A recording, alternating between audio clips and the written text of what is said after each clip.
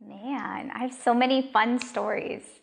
And I think that's easy to share, the fun stories, but what's not easy is the stories that are rarely shared in vulnerability or the sacred space.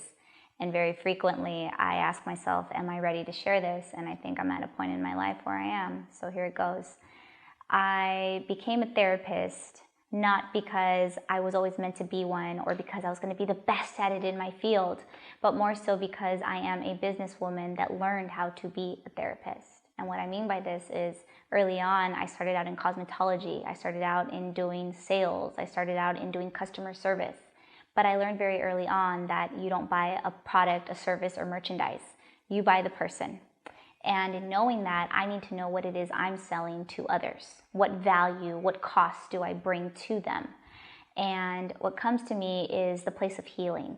And in order for me to allow that space for someone else, I need to come from correctness. I need to come from a place of healing. And that wasn't the case years ago. I'm gonna, fast rewind into probably around, let's say, 7 years ago. I was in a relationship romantically and it was toxic. It was so toxic that I didn't even know how bad it was. I didn't value myself. I didn't give myself enough worth. And I am now in a place where I'm able to take accountability and responsibility for that, for placing my value. And it was definitely not Nordstrom's, it was Ross. That's where I was selling myself. And in now helping women reach that level of self-esteem and just their awesomeness, I had to go there with myself. And just to picture it so you could get like a vision of what it looked like and what it felt like. It's this dark, heavy cloud that just follows you everywhere on this beautiful, bright, sunny day in California. That's exactly what my life was like in 2011. I had just been laid off from my job, and in them letting me go, I realized that I didn't even love what I was doing at the time. I did it because it was working my degree. It was working my undergrad. I was hired right away. So in that aspect, it was fulfilling me. But other than that, it just killed my spirit. Every single day I woke up dreading to go to work. And on top of that, they had laid me off. So I had been laid off of work. My romantic relationship was not going well. I wouldn't see them as often as needed to breed a very healthy relationship. And from that, I learned what not to do, but also how to keep a very healthy relationship from it. I wasn't speaking with half my family members. That was not good at all. I had very limited friendships. The ones that I had, they were busy doing life. They were doing them. And it really hit me one day in 2011 where I opened up my fridge. I went to my kitchen in my apartment and there was almost nothing in the fridge. Not because I didn't have the money, not because it just wasn't a thing to do, but because I was so depressed. I was going through a depressive episode that I didn't buy groceries for about 3 weeks, 2 to 3 weeks. And I didn't have any motivation to do so.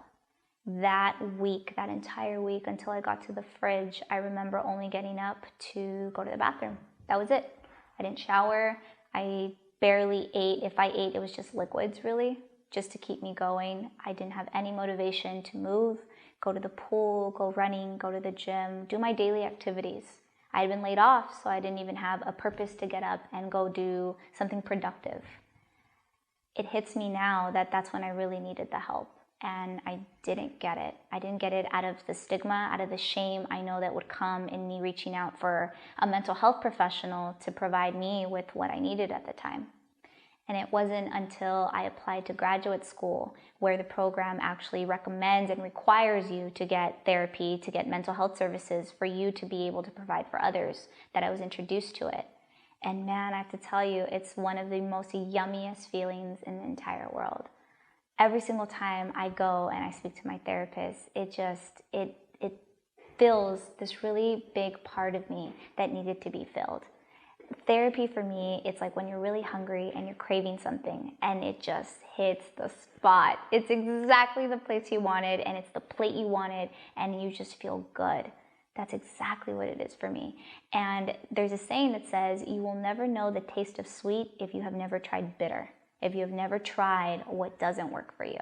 And I thank God every day now for that moment in my life where I was super depressed. I didn't feel any connection with anyone. I hardly called anybody. It was a complete disconnect from not only myself, but from others.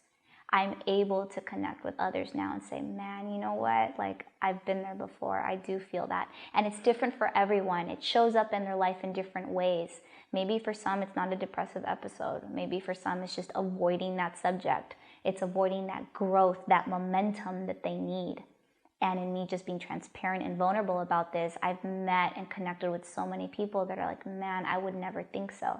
Because see, the thing is, nowadays, people only share the good times, right? The turn up or what's going well.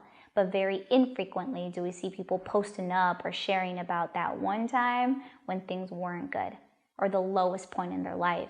This, I have to say, has been the lowest point in my life.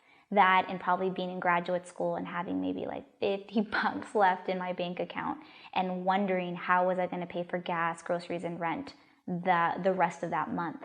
I didn't know. All I knew is that I was going to make it happen and I was going to pay for school cash. That's all I knew. And in having this mentality of persistence, ambition, and just not knowing how, but just do, that's what helped me get to where I am today. And that's why I'm sharing this story.